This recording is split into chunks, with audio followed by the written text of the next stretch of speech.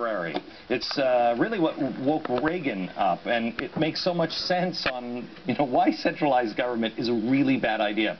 We're back with Thomas E. Woods, Jr. He is a senior fellow at the Ludwig von Mises Institute, and Yuri Maltsev. He is the professor of economics at Carthage College. Tom, let me go back with you and just give the fundamentals. Give 3 things in this that you think you pull out and say, this was radical thinking at the time and is still radical thinking because nobody's teaching it. Right, in terms of freedom versus the planned society. Well, one of them is he has a whole chapter called Why the Worst Get on Top. Why systems like these that promise to plan everything down to the last detail for you attract demagogues and worse. Why?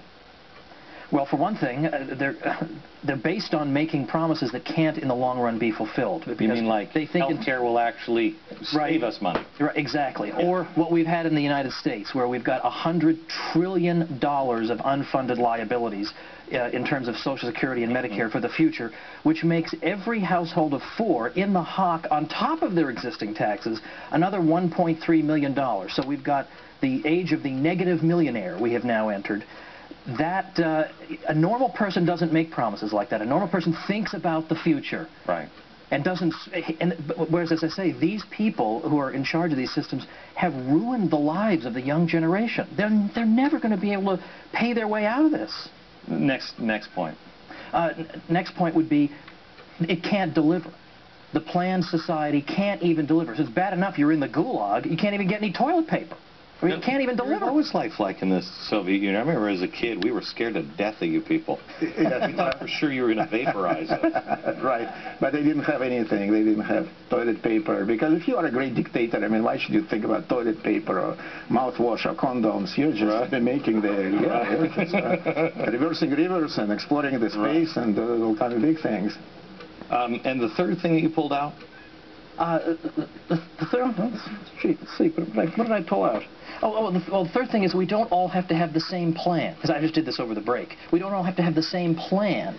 That is to say, with a central plan, everybody has to sort of agree to abide by the planner's priorities. But in a free society, my priorities are my own. I lead my own life, you lead your own life, and the market, through the price system, coordinates it all. People don't understand this. Yuri, one of our producers, when did she graduate from college? Or when was she born? She was born in 1988. Uh-huh. She worked with you today. And Natasha. She said, now that you've ratted her out, now she's going, but she said,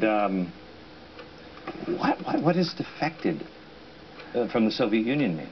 That's how disconnected, because we don't have anything like it. I know what defected means, but somebody who's born in 1988 has no clue.